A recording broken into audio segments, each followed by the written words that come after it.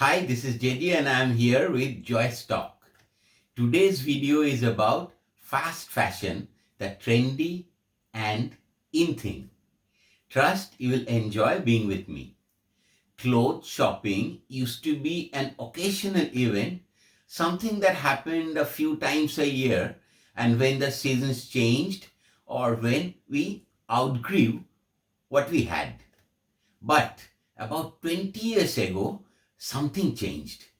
Clothes became cheaper, trend cycles sped up, and shopping became a hobby. Enter fast fashion and the global chains that now dominate our high streets and online shopping. But what is fast fashion and how does it impact people, the planet, and the animals? How does it affect the economy? Who are at the forefront of the fast fashion revolution? Fast fashion is a term used to describe a highly profitable and exploitative business model based trendy knockoff garments, replicating catwalk trends and high fashion designs mass produced at low cost that allowed consumers to feel as though they were wearing the same styles that walked the runway or were sported by a sexy entertainer.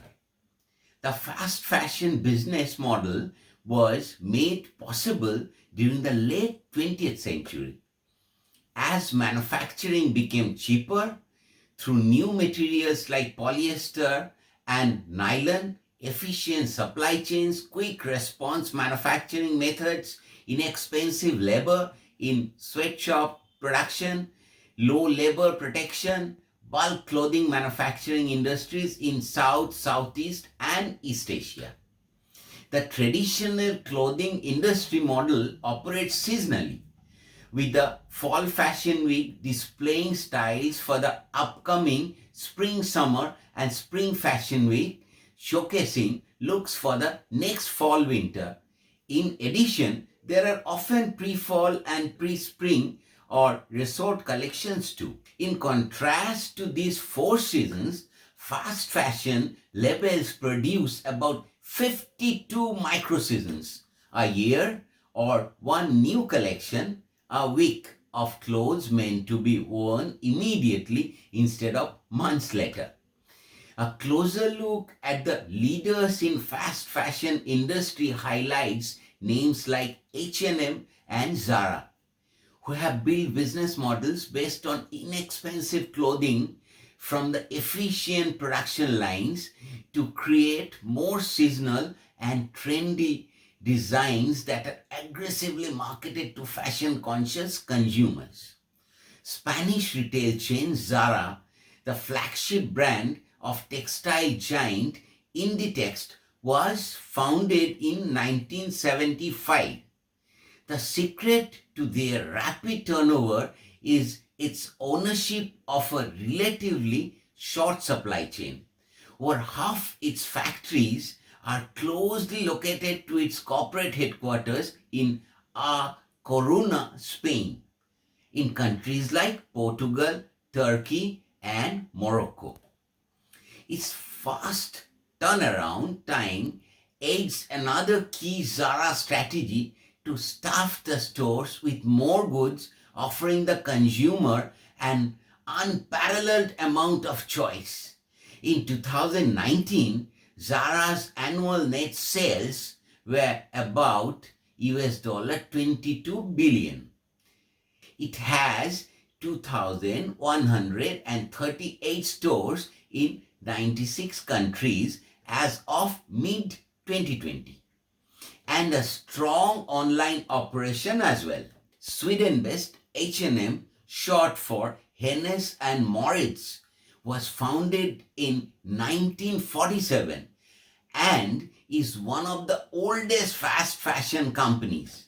As of 2019, H&M operates in 74 countries with over 5,000 stores, under its various brands, which along with H&M include the slightly more upscale COS and the youth-oriented Monkey. It does not own any factories but instead relies on 800 independent suppliers for its garments. However, these suppliers are overseen by 30 H&M production offices using state-of-the-art IT system to track inventory and communicate with corporate headquarters. H&M suppliers are based all around Europe and Asia, with many located in Cambodia and Bangladesh. H&M's annual net sales in 2019 came to US dollars 24.8 billion. The size of the fast fashion market in 2019 at US dollar 35.8 billion is projected to reach US dollar 38.21 billion in 2023.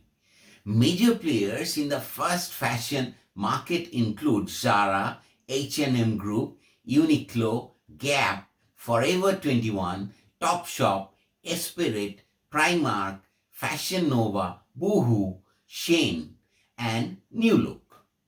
Many companies are both retailers and manufacturers, though they often outsource the actual production of clothing. In addition, traditional mass market department stores such as Macy's, JCPenney, and Kohl's in the United States have all taken a page from the fast fashion book. For their in-house and proprietary brands, they have shortened design and production times to better compete in the market. Fast fashion, of course, is a boon for business and is responsible for big profits, especially if a manufacturer can jump on a train before the competition. The speed also helps retailers avoid markdowns. Losses too can recover quickly by launching a new clothing line, design, or product. The constant introduction of new products encourages customers to frequent stores, making more purchases. Consumers purchase an item they like when they see it, no matter what the price, because it is cheap and not likely to be available for long. Hence, the latest look or being well dressed or having a large wardrobe is no longer the province of the rich and famous. This has had a democratizing influence on fashion and on society. The apparel industry in general has been growing by as much as 8% annually, and fast fashion leads the apparel industry. It's estimated to grow nearly 7% to US dollar 38.21 billion in 2023. But some critics argue that fast fashion has major negative impact too, as most fast fashion companies outsource the production of their goods, usually to manufacturers based in developing countries, and some have been none too stringent in overseeing their subcontractors nor transparent about their supply chain. That has led to critics charging that fast fashion is built on bad working conditions, poor pay, and other abusive, exploitative practices. Critics contend that fast fashion contributes to pollution, waste, and planned obsolescence due to the cheap materials and manufacturing methods it uses.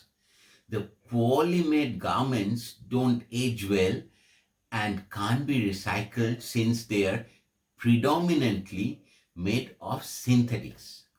Fast fashion has also been criticized on intellectual property ground. with some designers alleging that their designs have been illegally duplicated and mass produced by the fast fashion companies. That is all for today. Do subscribe, share, and be with me for my forthcoming bi-weekly videos. I will keep coming with knowledge-based, interesting videos. Please do not forget to put in your valuable comments and thoughts. Thank you and goodbye for now. See you in the next episode.